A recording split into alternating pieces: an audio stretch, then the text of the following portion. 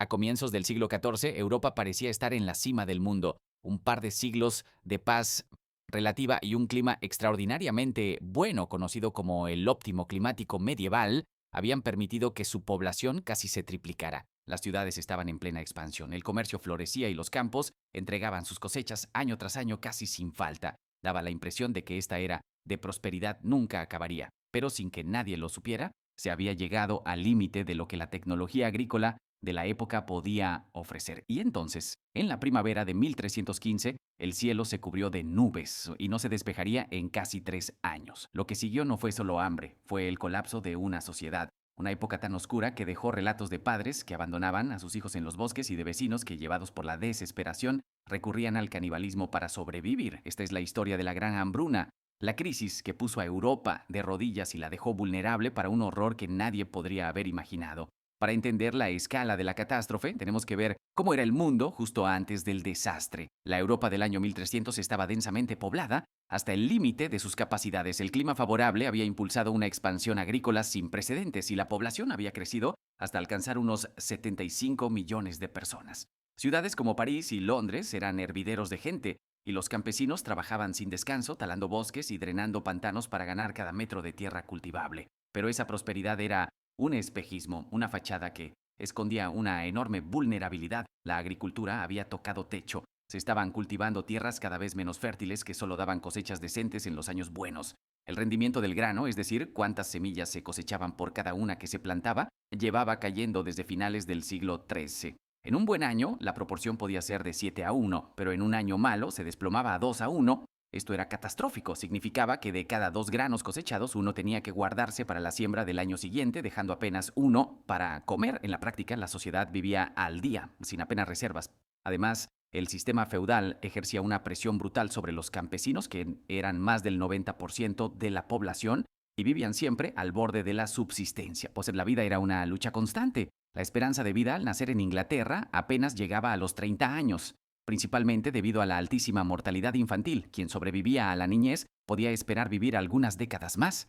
Europa era, en esencia, un gigante con pies de barro, esperando una chispa que lo derrumbara todo. Nadie se imaginaba que esa chispa caería del cielo en forma de una lluvia interminable. La chispa llegó en la primavera de 1315. El óptimo climático medieval había terminado y Europa entraba en un periodo más frío e inestable que hoy conocemos como la pequeña edad de hielo. Aquel año empezó a llover y la lluvia sencillamente no paró. Durante toda la primavera y el verano, el norte de Europa, desde Francia hasta Rusia, fue azotado por un diluvio constante. Los cronistas describieron un mundo ahogado, donde las cosechas se pudrían antes de poder madurar. Las consecuencias fueron inmediatas y terribles, ¿no? Los campos se convirtieron en barrizales imposibles de arar. Las semillas se ahogaron en la tierra. El grano, la base de la dieta medieval, no se pudo cosechar y, para colmo, la paja y el heno para los animales no se pudieron secar, condenando al ganado a morir de hambre durante el invierno. Para agravarlo todo, hubo una crisis inesperada: la sal. Sin refrigeración, la sal era el único método para conservar la carne. La humedad era tan alta que la evaporación en las salinas se volvió casi imposible. La sal escaseó y su precio se disparó, impidiendo conservar la poca carne que quedaba. Todos los reyes intentaron reaccionar. Eduardo II de Inglaterra, por ejemplo, trató de fijar los precios de los alimentos. El resultado, un fracaso total. Los comerciantes se negaron a vender con pérdidas y la comida desapareció de los mercados, dando paso a un floreciente mercado negro. Para el invierno de 1315, la hambruna ya era una realidad brutal. Cuando el hambre lo consume todo, los pilares de la sociedad se vienen abajo, y lo hicieron a una velocidad aterradora. La catástrofe no fue cosa de un mes o una estación, duró años, y cada año fue peor que el anterior. El primer año, 1315, fue el del shock. La gente agotó sus pocas reservas mientras los precios del trigo se multiplicaban hasta por 8 en algunas zonas. Los más pobres empezaron a comer lo que fuera: raíces, plantas silvestres, cortezas de árbol. Las crónicas de la época, como una de Bristol, Inglaterra, relatan historias espeluznantes de prisioneros que devoraban a los nuevos reclusos que llegaban a sus celdas. En 1316, con las lluvias aún sin dar tregua, el horror alcanzó un nuevo nivel. Sin reservas, la gente empezó a comerse las semillas para la siembra, una decisión desesperada que aseguraba que el hambre continuaría. Después sacrificaron a sus animales de tiro, los bueyes y caballos, que eran el motor de su agricultura. Era como quemar los muebles para calentarse. Una solución a corto plazo con consecuencias devastadoras. La desnutrición generalizada dejó a la población indefensa ante enfermedades como el tifus, la neumonía y la tuberculosis. La sociedad empezó a fracturarse. El crimen se disparó. Las familias se desintegraban. Hay relatos de ancianos que dejaban de comer voluntariamente para que los jóvenes tuvieran alguna oportunidad y de padres que abandonaban a sus hijos en los bosques. Algunos estudiosos han sugerido que el eco de esta desesperación pudo haber inspirado las versiones más oscuras de cuentos populares como Hansel y Gretel, y luego estaba el mayor de los tabúes, el canibalismo. Aunque los historiadores debaten hoy sobre la frecuencia real de estos actos, los testimonios de la época son demasiado numerosos como para ignorarlos. Hablan de gente desenterrando cadáveres para comérselos y de viajeros asesinados en los caminos. Sea cual sea la verdad, la sola mención del canibalismo en las crónicas revela un colapso total de la moral y la ley. El tiempo por fin volvió a la normalidad en el verano de 1317, pero ya era tarde. Europa estaba rota y las cicatrices de la gran hambruna tardarían generaciones en cerrarse. La recuperación fue increíblemente lenta. Sin animales de tiro ni suficientes semillas, el hambre persistió en muchas zonas hasta 1322. ¿Qué queda después de una catástrofe así? Primero, la muerte. Aunque es imposible dar una cifra exacta, los historiadores estiman que entre el 10% y el 15% de la población del norte de Europa murió, y en las zonas más afectadas la cifra pudo ser incluso mayor.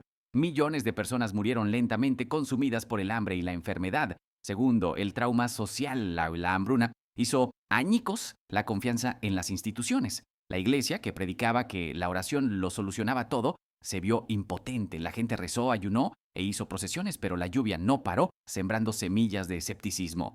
Los gobiernos y la nobleza también quedaron desacreditados por su incapacidad para gestionar la crisis, lo que alimentó un resentimiento que estallaría en revueltas campesinas en las décadas siguientes. Pero la consecuencia más terrible fue biológica. La gran hambruna no mató a todos, pero dejó a los supervivientes profundamente debilitados. Una generación entera creció con desnutrición crónica y sistemas inmunológicos dañados. Europa se había convertido en un campo abonado para la enfermedad.